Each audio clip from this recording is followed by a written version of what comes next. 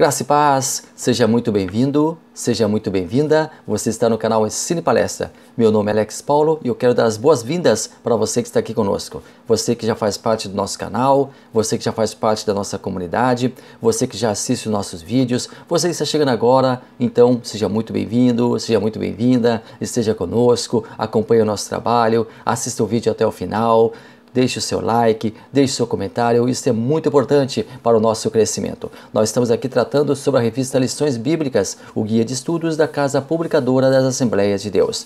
Toda quarta-feira nós trazemos o comentário da lição adulto aqui da nossa revista. E hoje nós chegamos à lição número, olha só, nós chegamos hoje à lição número 11, já estamos praticamente encerrando o nosso trimestre. E eu convido você para acompanhar este comentário, eu convido você para acompanhar este vídeo, para juntos nós aqui tratarmos sobre um assunto extremamente importante, pontuado por Jesus ali no Sermão do Monte. Vamos juntos? Vamos então para mais um vídeo aqui no canal Ensino e Palestra.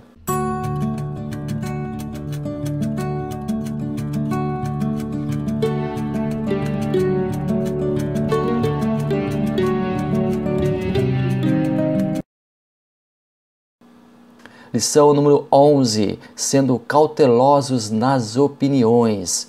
Nós temos na nossa revista o texto áureo, nós temos a validade prática, nós temos a leitura diária e nós temos a leitura bíblica em classe, que nesta semana encontra-se no Evangelho de Jesus Cristo, segundo escreveu Mateus, capítulo 7, versículos 1 ao 6. Eu vou fazer algo que eu não costumo fazer aqui. Hoje eu vou ler a revista, eu vou ler alguns pontos da revista. Eu costumo já ter um roteiro, e através desse roteiro eu me guio e trago aqui o assunto, e trago aqui as minhas impressões, e trago aqui as minhas observações sobre a lição. E eu gostaria de contar com a sua participação. Eu preciso da sua participação. Eu vou aqui fazer leitura da lição, eu vou fazer leitura aqui da revista em alguns pontos. Eu gostaria de saber de você, eu gostaria que você colocasse ali no comentário se você acha melhor, mais pertinente, nós fazemos leitura de uma porção das lições, nós fazemos leitura de alguns pontos e subpontos de alguns detalhamentos da revista, ou você prefere que nós apenas passemos aqui o nosso script, apenas nós passemos aqui o que nós já programamos? Então coloque aí no seu comentário o que você acha. Fizemos leitura da revista, é válido sim ou não? Nos ajude, porque isso é muito importante, esse feedback é primordial para o nosso trabalho. Aqui na nossa revista de hoje, então, nós temos a lição número 11. A lição número 11 que vai falar de cautela, que vai falar de opinião, sendo cautelosos nas opiniões. A nossa revista traz então a leitura bíblica em classe, que como eu já falei para você, está em Mateus 7, 1 e 6. Não julgueis para que não sejais julgados, porque com o juízo com que julgardes sereis julgados, e com a medida em que tiverdes medido vos medirão a vós. E por que reparas no argueiro que está no olho do teu irmão, e não vês a trave que está no teu olho? Ou como dirás a teu irmão, deixa-me tirar o argueiro do teu olho, estando uma trave no teu? Hipócrita! Olha de novo a palavra hipócrita, aqui nesta lição nós já vamos fazer referência a ela. Tira primeiro a trave do teu olho, e então cuidarás em tirar o argueiro do olho do teu irmão. Não deis aos cães as coisas santas, nem deiteis aos porcos as vossas pérolas. Não aconteça que se pisem com os pés, e voltando-se vos despedacem. O nosso primeiro ponto, nosso primeiro tópico, não devemos julgar o outro, está dividido em 3 subtópicos. Aprendendo a se relacionar com os outros. E agora eu vou aqui para a leitura da revista, conforme eu já falei para você. Aprendendo a se relacionar com os outros. A igreja é o corpo de Cristo, formado por santos, porém humanos. Imperfeitos e com dificuldades nos relacionamentos, por isso estamos sujeitos a enfrentar contendas e disputas. Tal verdade nos mostra que Jesus não espera do crente perfeição. Ora, a perfeição, ela nunca vai acontecer. A perfeição, ela só vai acontecer quando nós estivermos na glória. Nós somos imperfeitos.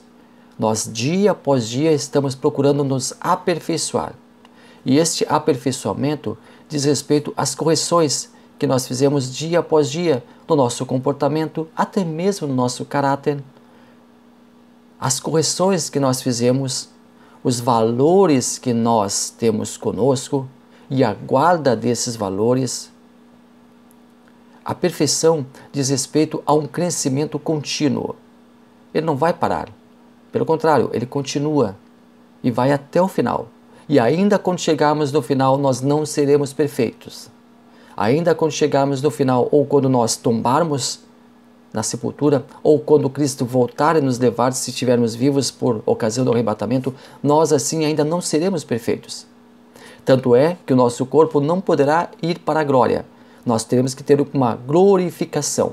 O Espírito Santo, não me pergunte como, irá fazer uma metamorfose, e esta metamorfose ela vai glorificar o nosso corpo. Isso é maravilhoso e é sobrenatural. Por isso que eu disse, não me pergunte como. Pode até perguntar e eu respondo. É sobrenatural. O Espírito Santo estará então operando esta glorificação dos nossos corpos, e nós então subiremos aos ares ao encontro de Cristo. Enquanto nós estivermos aqui na terra, enquanto nós estivermos vivos, nós não seremos perfeitos.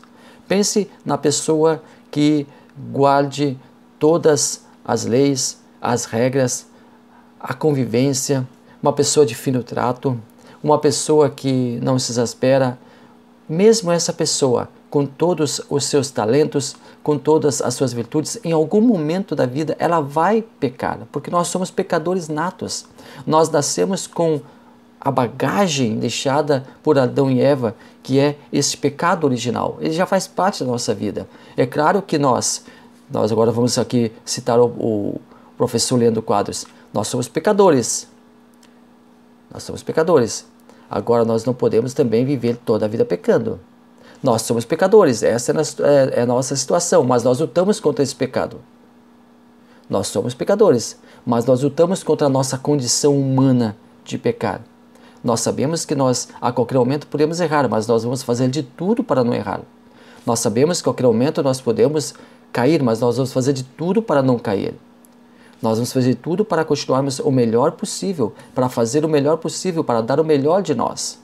Mesmo assim, nós sabemos que não alcançaremos a perfeição, mas isso não quer dizer que nós vamos desistir. Isso não quer dizer que nós vamos desistir do aperfeiçoamento diário e contínuo que deve acontecer em nossa vida. Nós sempre estaremos nesta busca constante do aperfeiçoamento. Por quê? Para sermos melhores. Melhores que outra pessoa? Melhores que o nosso irmão? Melhores que a nossa irmã? Não, melhores que nós mesmos. Nós temos que nos superar a nós mesmos. Nós temos que melhorar a nós mesmos. Nós temos que aperfeiçoar a nós mesmos. Nós devemos ser o nosso próprio parâmetro. Nós devemos nos preocupar em cada dia melhorar um pouco mais. Continuamos aqui então. Sede, pois, misericordiosos, como também vosso Pai é misericordioso. O Sermão do Monte é o código de ética dos servos de Deus. No Sermão do Monte, nós já falamos aqui em algumas ocasiões, Jesus contrapõe alguns critérios estabelecidos, algumas práticas estabelecidas, enraigadas no meio do povo. Algumas leis que faziam parte do código de conduta do povo. E Jesus, ele avança nesses códigos. Jesus avança nesses conceitos, para que as pessoas elas possam estar mais próximas umas das outras e não afastadas. Jesus quer aproximar. Jesus quer que as pessoas tratem umas às outras com a misericórdia que Deus as trata. Porque todos queremos ser tratados bem, todos queremos ser tratados com maneira educada, todos queremos ser tratados de uma maneira cordial, então nós devemos tratar as outras pessoas assim. O pastor Leandro Bulhon usa uma analogia que eu acho fantástica. A vida é um espelho. Se você sorri, você vai receber o sorriso. Se você está emitindo algum sinal de alegria, de contentamento, você vai receber isso em troca. Se você ao mesmo tempo se fechar, a outra pessoa vai se fechar também. É claro que muitas vezes a gente precisa se preocupar também em que as pessoas elas olhem para nós e nos respeitem. Nós precisamos também que as pessoas olhem para nós e tenham respeito por nós, assim como nós devemos as respeitar. Nós temos uma linha tênue muitas vezes, e essa linha não deve ser quebrada, essa linha não deve ser ultrapassada, da cordialidade, do respeito. Isto é algo que nós devemos ter em mente e buscar dia após dia, essa cordialidade, esse respeito, nos dar ao respeito também. e também respeitar a outra pessoa, respeitar também aquelas pessoas que convivem conosco. Segundo subtópico, ninguém deve ser julgado. A revista diz assim: será que o crente não pode emitir nenhum tipo de julgamento, parecer ou opinião? Se fosse assim, nosso Senhor contrariaria seu próprio ensino presente no texto, pois nos alertou que devemos atentar para algumas pessoas que procedem como cães e porcos. Jesus ele faz uma comparação. Ele estabelece uma comparação aqui entre algumas pessoas e o relacionamento delas para com os demais. Jesus estabelece aqui uma comparação e julga algumas pessoas que estão andando de forma errada. Nós vimos no texto a palavra hipócrita e aqui em nosso vídeo nós já pontuamos algumas vezes que hipócrita era aquela pessoa que ia para a frente do palco e se mostrava a sua arte e fazia ali uma cena, ela fazia ali o seu trabalho, ela encenava, ela se vestia com uma personagem. Enquanto que o hipócrita, na vida real, se veste com uma personagem que não é. Só que enquanto o hipócrita, que é a palavra grega para ator, que é a palavra grega para aquele que faz essa arte de interpretação, lá no palco nós sabemos que aquela pessoa apenas está interpretando, ela não está vivenciando a sua própria vida, ela está vivenciando a vida de alguém. Enquanto isso, o hipócrita no nosso cotidiano é aquela pessoa que quer enganar, quer fazer parecer que aquela é a sua vida, quando na verdade ela não é assim. Então Jesus ele contrapôs os hipócritas. Com certeza ele contrapôs os hipócritas. No subtópico 3, o julgamento defendido por Jesus. Quando Jesus disse não julgueis, ele usou o verbo krinó, que no grego significa decidir, escolher, aprovar, estimar e preferir. Qual é o problema de julgar? O problema de nós julgarmos alguém. O problema é que quando nós julgamos alguém, muitas vezes nós não temos todos os elementos necessários para esse julgamento. Essa é a verdade. Quando nós julgamos alguém, nós muitas vezes emitimos um juízo ou um valor sobre uma determinada pessoa. Nós muitas vezes somos preconceituosos. Preconceito. Um conceito estabelecido anteriormente. Pré-estabelecido. Nós estamos conceituando uma pessoa sem conhecê-la. Quando eu julgo uma pessoa, eu tenho que dar direito ao contraditório, porque eu estou no papel de juiz. Ora, se eu sou o juiz, eu tenho que dar direito à pessoa para que ela se defenda, para que ela apresente o seu contraditório. Um juiz faz isso. O magistrado, ele ouve as duas partes. E este é o problema do julgamento, nosso julgamento humano, é que nós não observamos os dois lados da moeda, apenas um lado da moeda. Apenas uma parte da história. O direito romano, ele foi criado, logicamente, ali por Roma, e ele é uma referência mundial para o direito. É uma referência mundial para o mundo todo. Porque Roma, ela preconizava que toda pessoa tinha direito ao julgamento. É claro que em guerras, em batalhas, não havia julgamento, havia execuções sumárias. Isto aí é um ponto. Agora, toda pessoa condenada pelo Império Romano tinha direito ao julgamento. Por exemplo, Paulo.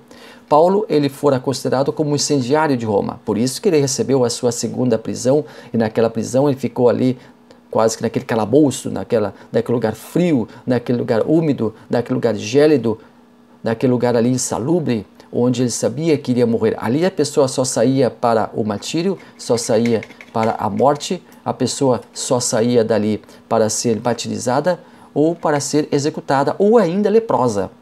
Ali era o fim, ali era a consumação da pessoa. Mas antes, Paulo havia sido julgado. E Paulo fala que ninguém foi em minha defesa. Ou seja, quando Paulo foi para ser julgado, nenhuma testemunha se apresentou, nenhum amigo de Paulo se apresentou. Nenhum daqueles que Paulo ajudou, que Paulo doutrinou, ajudaram ele, foram a favor dele. De medo, eles não foram testemunhas de Paulo. Então, o direito romano preconiza, e isto é hoje largamente executado no mundo todo, que a pessoa deve ter direito à sua defesa. Quando nós julgamos uma pessoa, nós não estamos dando direito à defesa dela. Muitas vezes nós julgamos e já executamos. Esse é o problema. Nós julgamos, nós condenamos ou muitas vezes absolvemos, mas nós já executamos a sentença. E esse é o problema do julgamento prévio. Esse é o problema do julgamento em que nós apenas conceituamos uma pessoa sem saber qual a opinião dela, sem saber quais as verdades dela, porque todos têm as suas verdades, sem saber o outro lado da história. Este é o problema de julgar. É não dar direito ao contraditório. E este é o problema que acontece. É quando eu emito um juízo de valor a favor ou contra o meu irmão, sem conversar com ele, sem dialogar com ele. E isso acontece, infelizmente, largamente na nossa sociedade. Mas pior de tudo é quando um líder, quando alguém que se coloca como um líder, quando alguém que se coloca como alguém que está tendo o papel de gestor, ele se deixa levar pelo julgamento prévio de determinada pessoa, de determinado indivíduo, do seu interlocutor, sem saber o que está acontecendo. O líder verdadeiro, o líder de fato, ele vai procurar o outro lado da moeda, ele vai procurar o outro lado para saber o que está acontecendo. Aí, reunindo todas as informações, reunindo todos os detalhes, ele vai então emitir a sua opinião, ele vai então emitir o juízo, mas aí vai ser um juízo correto, um juízo justo. E esse juízo justo é o que Jesus preconiza. Nós estamos avançando para o segundo tópico. Segundo tópico, ele nos traz três subtópicos. O segundo subtópico fala que devemos primeiramente olhar para nós mesmos. Primeiro subtópico, cuidado com o juízo exagerado sobre os outros. Foi o que nós falamos aqui. E um exemplo prático, um banal, trivial, trazendo para a nossa comunidade cristã. Determinada pessoa em nossa comunidade, em nossa igreja, em nossa instituição, em nossa denominação, deixa de ir à reunião. E aí nós pensamos, determinado irmão, determinada irmã se desviou, não vem mais, nos abandonou a fé, não quer nada com nada, não foi fiel, mas eu fui lá para conversar com meu irmão, com a minha irmã, eu liguei para o meu irmão, para a minha irmã, eu mandei um WhatsApp para o meu irmão, para a minha irmã, eu tentei de alguma maneira me aproximar dessa pessoa, e me aproximar dessa pessoa, eu talvez me aproximasse também dos problemas, das dificuldades, das necessidades dela, e também de uma maneira talvez até mesmo cordial, eu pudesse ajudar essa pessoa a resolver a sua situação, talvez ajudar essa pessoa a sair de um embaraço no qual ela esteja envolvida, sair de uma situação na qual ela esteja inserida e essa situação esteja impedindo ela de estar comigo na reunião cultuando ao Senhor. Eu emito juízo de valor sem conversar com essa pessoa.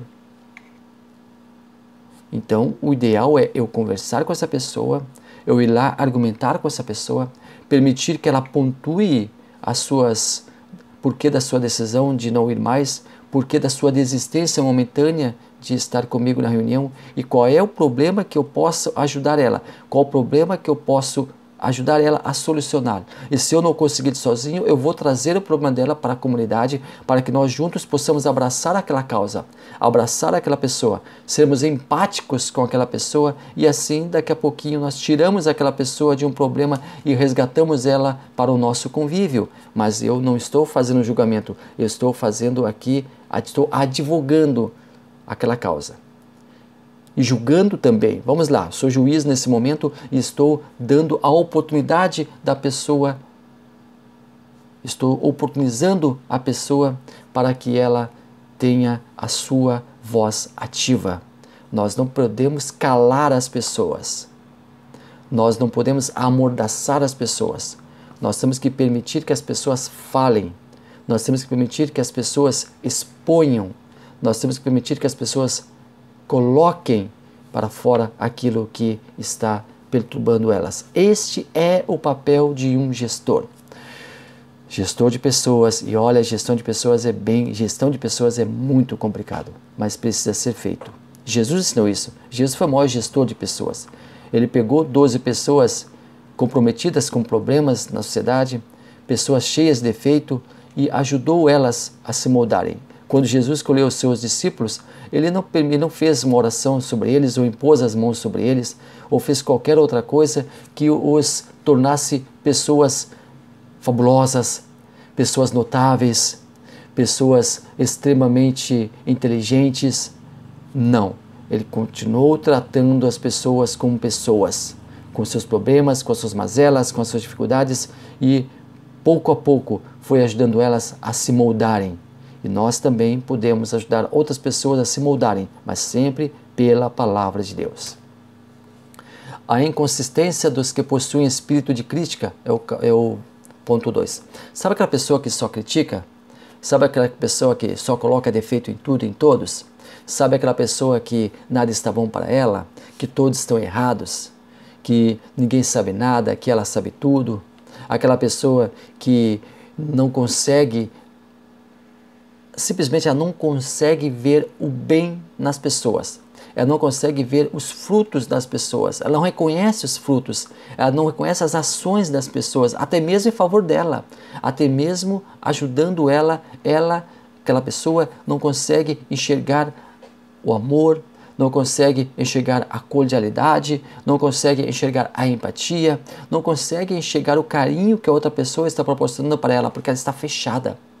E esse fechamento, esse lacramento, diz respeito muitas vezes a uma amargura, diz respeito a muitas vezes a um trauma, diz respeito muitas vezes à segurança que aquela pessoa se impõe, talvez aquela pessoa esteja se escudando, talvez que a pessoa coloque um escudo para se proteger, talvez que a pessoa em algum momento tenha sido magoada e para não magoar acaba magoando, para não ferir acaba ferindo, para não cair em algum problema, em algum dilema, ela acaba se autoprotegendo de uma maneira que não faça com que ela sofra, que faça com que ela seja uma pessoa infelizmente amargurada.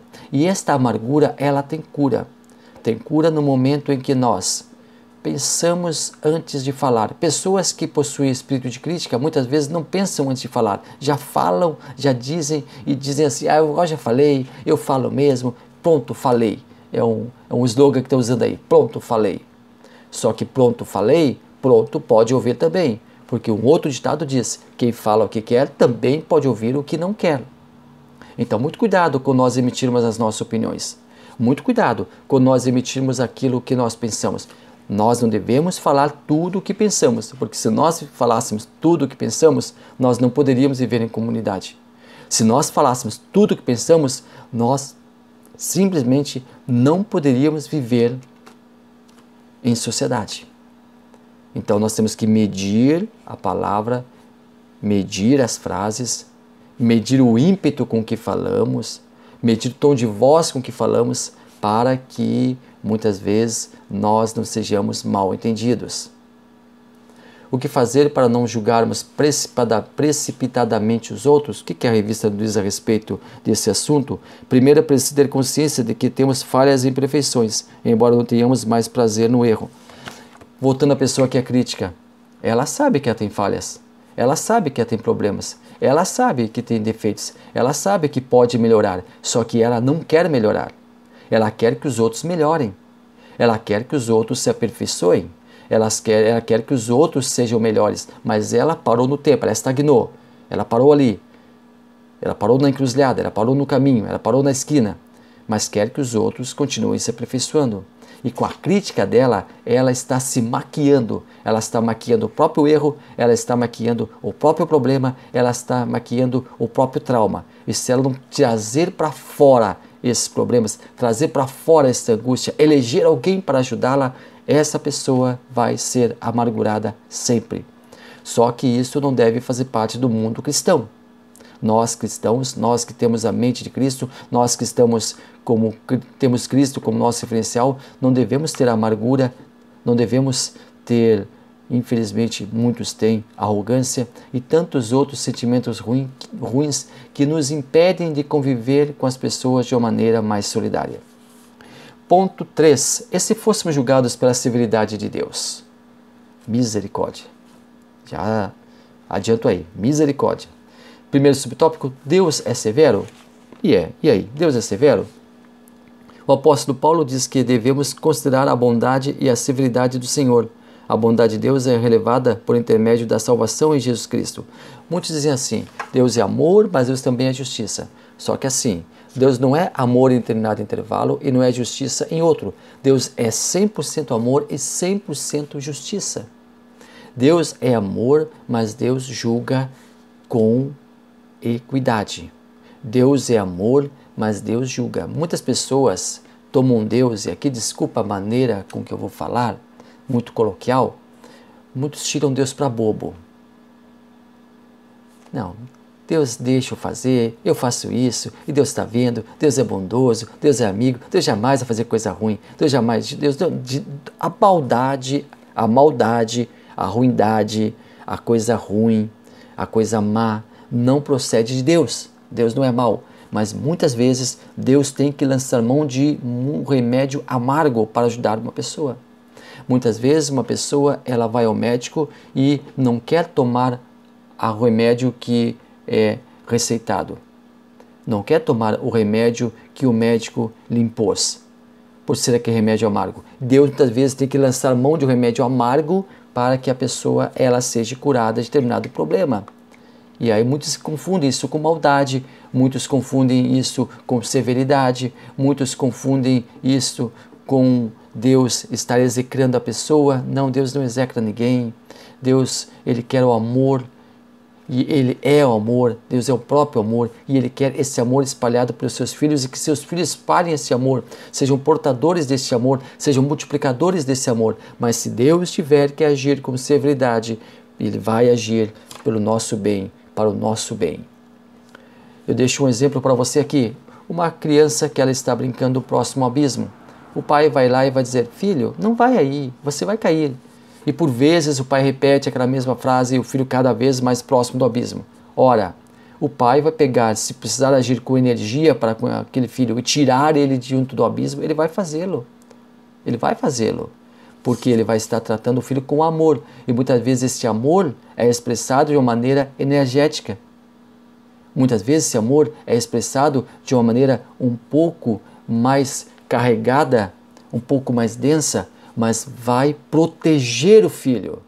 Esta é a finalidade, proteção.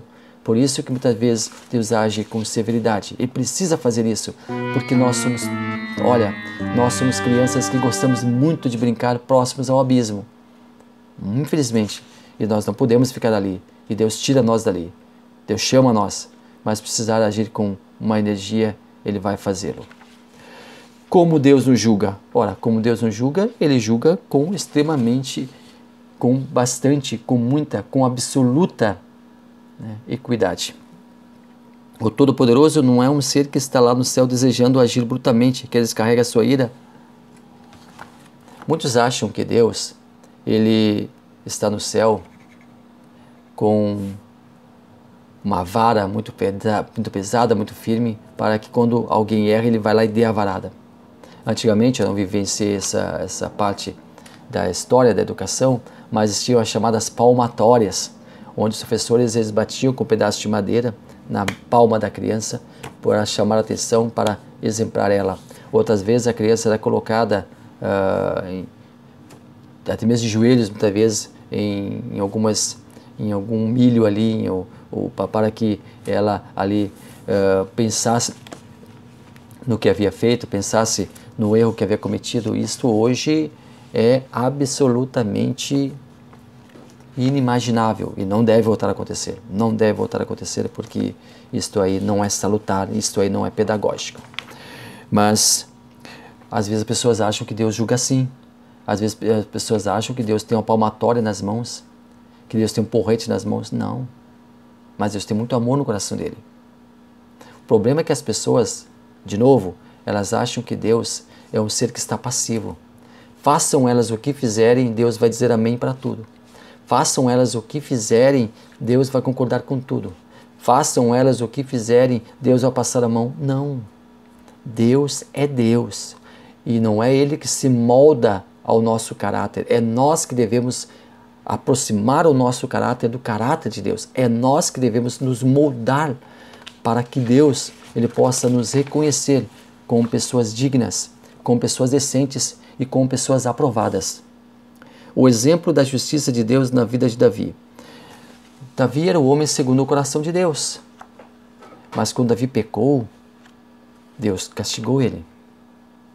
Quando Davi pecou, Deus, através de Natã, fez com que Davi entendesse seu erro. E Davi, ele pagou pelo seu erro. Deus perdoa, mas a consequência, ela vem. O pastor Bulhão, de novo, mais uma citação dele. Se a pessoa se atira do 10º andar de um edifício, ela vem caindo e ela diz assim, por poucos segundos, por milésimos segundos, ela diz assim, me arrependo de ter feito isso, me perdoa, Senhor, eu não devia ter feito isso. Deus vai perdoar ela, mas ela vai esborrachá-la no chão e talvez até mesmo perder a própria vida. Por quê? Porque é a consequência daquele ato. Deus perdoa, mas a consequência do ato continua. Então, antes de você pecar, antes de você errar, saiba que você vai ter o perdão de Deus. Sim, vai ter o perdão de Deus se você se arrepender, Então, aqui o perdão está atrelado ao arrependimento. O perdão está atrelado, está linkado ao arrependimento. O arrependimento, ele é a contrapartida do perdão. Agora, vai ter a consequência. O marido que trai a esposa pode receber o perdão dela, pode receber o perdão de Deus, mas vai ter aquela marca que ele vai carregar. Infelizmente vai carregar. Então, esse é só um exemplo. Então, cuidado. Existe perdão? Sim, mas também a consequência é tão certa quanto o perdão. O professor Leandro Carnal, ele diz que a ovelha pode até dormir ao lado do lobo, mas ela vai dormir de olhos abertos. Quando alguém faz alguma coisa para nós vamos perdoar, mas isto é instinto humano e até mesmo sobrevivência. Nós vamos sempre ficar atentos àquela pessoa. Nós vamos sempre observar aquela pessoa de uma maneira especial, de uma maneira diferenciada, porque isso faz parte também da nossa convivência. É claro que nós devemos liberar o perdão, é claro que nós devemos perdoar, mas cuidado, porque o pecado traz a sua marca, ele faz a sua marca e muitas vezes ela é uma cicatriz que você vai olhar para ali e não vai doer mais, mas você vai ter a lembrança dela.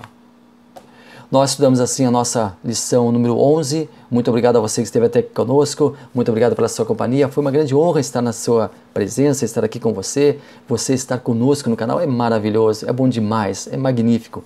Por favor, deixe seu comentário. Você achou melhor nós lermos a revista? Ou você acha que nós não precisamos ler a revista, apenas passar aqui o script que nós elaboramos toda semana? Obrigado a você pela sua participação. Deixe seu comentário aí. E muito obrigado a você que esteve até aqui. Deus abençoe maravilhosamente a sua vida.